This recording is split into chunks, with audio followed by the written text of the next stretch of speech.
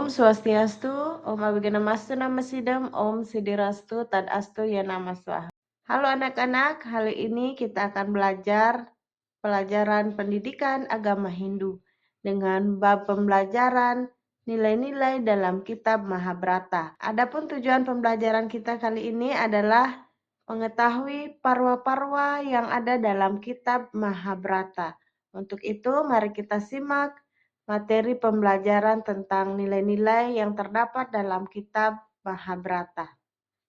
Mahabharata berasal dari bahasa Sanskerta, yaitu dari akar kata Maha yang berarti besar dan Bharata yang artinya bangsa Bharata. Mahabharata berkisah tentang dua tokoh keluarga, yaitu Pandawa dan Korawa. Pandawa adalah putra dari Maharaja Pandu dari permaisurinya yang bernama Dewi Kunti dan Dewi Madri. Dewi Kunti melahirkan 3 orang putra, yaitu Yudhishthira, Bima, dan Arjuna. Sementara Dewi Madri melahirkan 2 orang putra kembar, yaitu Nakula dan Sadewa. Korawa adalah putra dari Dhritarashtra dengan permaisurinya bernama Dewi Gandhari. Mereka berjumlah 100 orang yang merupakan penerus dinasti Kuru. Dari 100 orang bersaudara, tokoh yang paling terkenal dalam kisah Mahabharata adalah Duryodhana sebagai putra tertua. Ia memiliki adik, antara lain Dursasana, Dursaha, Dursala, Jalasanda, dan saudara paling terakhir yang ke-100 bernama Kundasi. Berikut bagian-bagian dari Astadasa Parwa. 1. Adiparwa. Adiparwa adalah bab pertama dalam cerita Mahabharata yang mengisahkan dimulainya silsilah keturunan bangsa Bharata, di mana cerita tentang Jaratkaru dan dialog dengan leluhurnya. Kitab Adiparwa merupakan sebuah kitab yang di dalamnya menceritakan sebuah kisah kehidupan seperti kisah Maharaja Janamejaya, yang menceritakan bagaimana beliau menyelenggarakan upacara korban ular. Namun upacara yang diselenggarakan itu gagal, sehingga Maharaja Janamejaya merasa sangat sedih dan kecewa. Untuk menghibur Maharaja Janamejaya yang merasa kecewa dan sedih, pada akhirnya Begawan Waisampayana berinisiatif menceritakan kisah-kisah leluhur Maharaja Janamejaya yang bertujuan untuk menghibur raja. Kisah-kisah yang diceritakan oleh Begawan Waisampayana untuk menghibur Maharaja Janamejaya antara lain kisah Sang Garuda dan kisah masa kecil Pandawa dan Kurawa, kisah para Pandawa yang memenangkan Drupadi dalam sayembara, kisah Arjuna mengasingkan diri ke hutan kemudian menikahi Ulupi dan Subadra. Pandawa dan Kurawa hidup bersama-sama di istana Hastinapura. Begawan Drona mendidik mereka semasa kanak-kanak bersama dengan putranya yang bernama Aswatama. Selain itu, mereka juga diasuh oleh Bisma dan Begawan Kripa. Setelah Pandu meninggal, kakaknya pun bernama Drashtarashtra melanjutkan pemerintahan. Drashtarashtra melihat talenta para Pandawa dan hendak mencalonkan Yudhishthira sebagai seorang raja. Tetapi hal tersebut justru menimbulkan sikap iri hati dalam diri Duryodhana, salah satu dari 100 Korawa. Tingkah laku Bima yang tanpa sengaja merugikan para Korawa juga sering membuat Duryodhana dan adik-adiknya merasa kesal. 2. Sabha Parwa. Pada parwa kedua ini diceritakan persidangan antara 2 putra mahkota, yaitu Pandawa dan Kurawa. Duryodhana yang dikuasai oleh rasa iri hati dihasut oleh Sakuni. Akibat kecurangan Sakuni menyebabkan Pandawa akhirnya mendapatkan perlakuan yang tidak baik dari Kurawa. Pandawa pun terus terusir dari kerajaannya. Bagian kedua ini adalah titik awal konflik yang sangat besar antara 2 keluarga yang berkuasa, Pandawa dan Kurawa, yang memuncak dalam perang besar di Kurusetra. Kisah ini juga mengungkapkan intrik politik kecemburuan, pengkhianatan, dan kehancuran moral yang terjadi di antara para pahlawan Epikudo. Cerita dimulai dengan hilangnya Pandawa yang dianggap telah mati dalam sebuah kebakaran di Istana Warnabrata. Kebakaran ini diduga terjadi akibat ulah Kurawa yang iri dan cemas akan kekuatan Pandawa yang semakin besar. Dengan Pandawa yang dianggap telah tiada, Duryudana dinobatkan sebagai putra Hastinapura. Para Pandawa selamat dari insiden kebakaran itu dan kembali muncul setelah bertahun-tahun bersembunyi. Mereka menuntut hak atas tahta Hastinapura sebagai ahli waris yang sah. Yudhistira, putra tertua Pandawa, adalah pewaris sah tahta kerajaan. Namun di bawah tekanan situasi yang semakin tegang, Drestarastra Raja Hastinapura menawarkan wilayah pengganti bagi Pandawa untuk menghindari perselisihan lebih lanjut. Pandawa kemudian diberikan wilayah Kandawa Prasta, yaitu sebuah daerah yang sangat tandus dan tidak subur. Meskipun wilayah itu terletak di daerah yang tandus dan tidak layak huni, Pandawa dengan tekad yang bulat dan bantuan dari arsitek dan Wiswakarma serta Dewa Indra berhasil membangun kota megah yang dikenal sebagai Indraprasta. Kota ini berkembang pesat menjadi pusat kemakmuran dan kebudayaan yang menyaingi Hastinapura. Keberhasilan Pandawa dalam mengubah wilayah gersang itu menjadi kota yang makmur menarik perhatian seluruh kerajaan di India. Indraprasta menjadi lambang kejayaan, prestasi, dan kekuasaan Pandawa. Duryudana kemudian berkonsultasi dengan pamannya, yaitu Sakuni, yang terkenal dengan kelicikannya. Mereka merencanakan cara untuk menjatuhkan para Pandawa tanpa harus menyerang dan mengangkat senjata. 3. Wanaprasta. Wanaprasta mengisahkan kehidupan para Pandawa selama pengembaraan di tengah hutan Kamyaka. Pengembaraan ini dilakoni Pandawa selama 12 tahun sebagai akibat kalah bermain judi dari pihak Korawa. Cerita ini juga bermula ketika Yudhistira kalah bermain judi dengan para Kurawa, kemudian dia mempertaruhkan kerajaan dan negaranya. 4. Wirata Parwa. Pada Parwa keempat ini menceritakan kisah penyamaran yang dilakukan oleh Pandawa di kerajaan Wirata selama 1 tahun, yaitu pada tahun ke-13 pembuangan. Pandawa bersembunyi di kerajaan Wirata.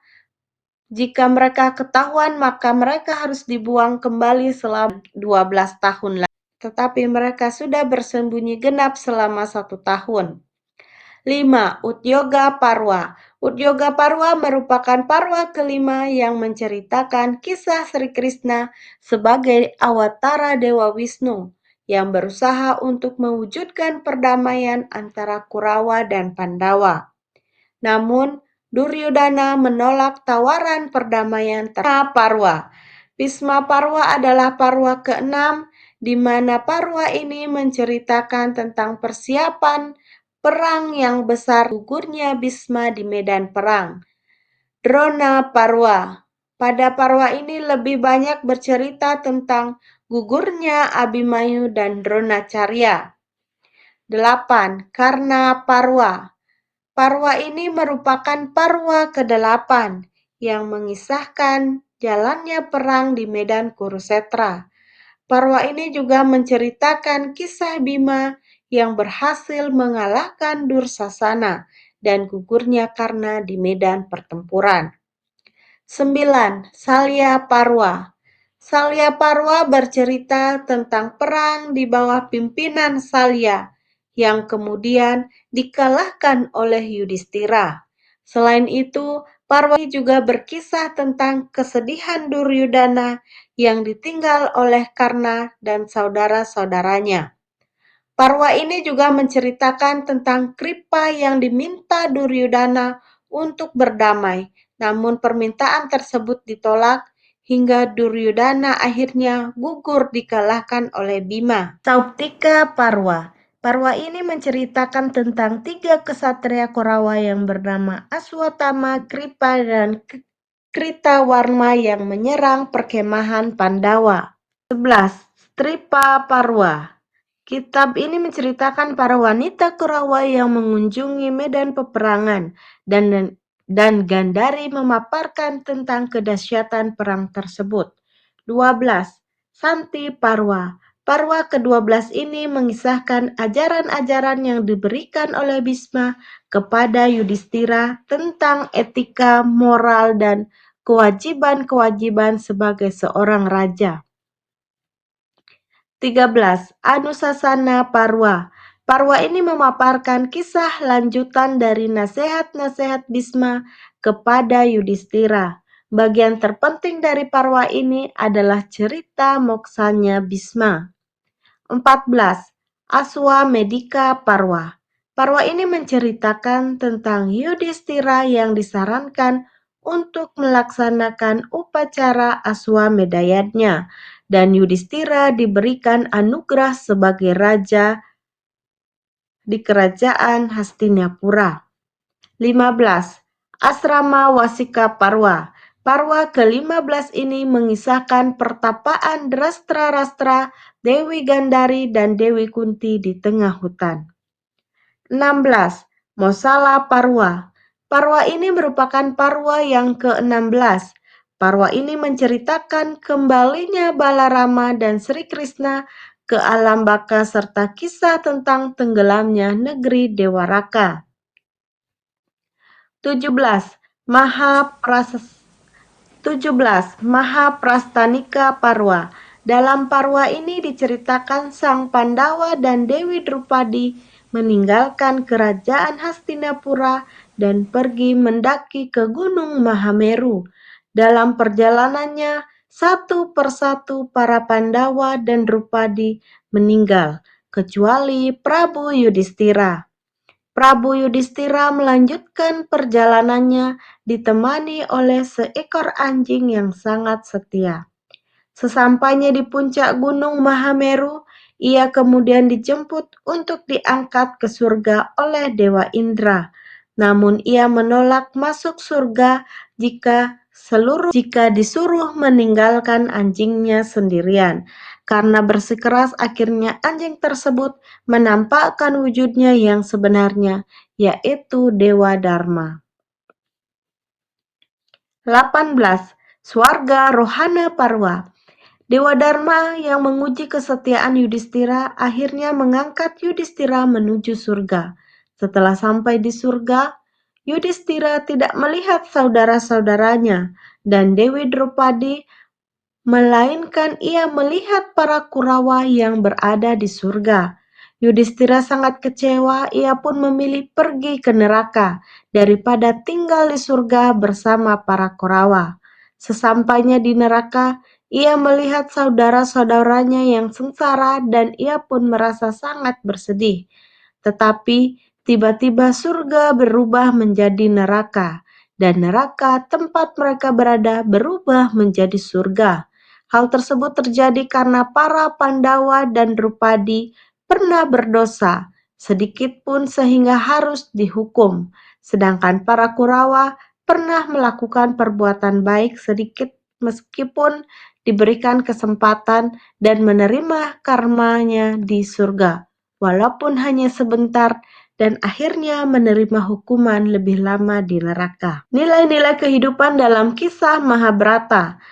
Adapun nilai-nilai kehidupan dalam kisah Mahabharata adalah nilai kedisiplinan. Salah satu contoh sikap disiplin yang ditunjukkan oleh Pandawa yaitu pada saat menyamar di negeri Wirata.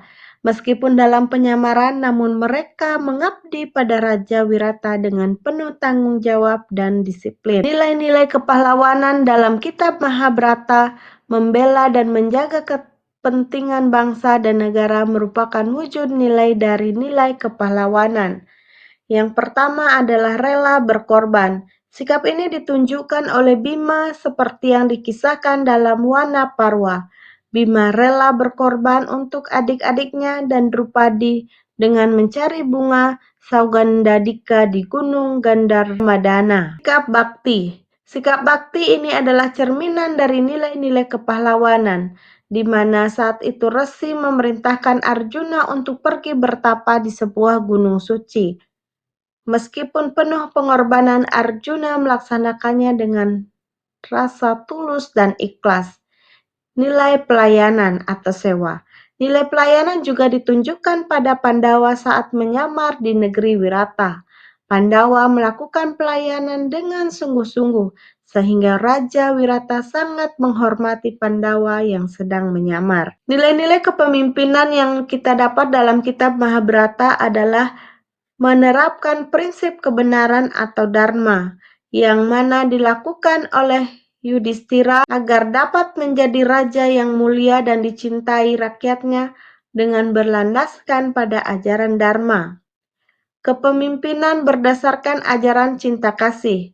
Ini juga diterapkan untuk membawa kehidupan manusia ke dalam kedamaian dan keharmonisan. Nilai kepemimpinan berlandaskan ajaran ahimsa, bahwa sikap menyakiti terhadap makhluk lain itu adalah sikap himsa, sedangkan sikap yang tidak menyakiti disebut dengan ahimsa. Berikut nilai-nilai kesetiaan dan kejujuran yang diajarkan dalam kitab Mahabharata, di mana dikenal dengan Panca Satya.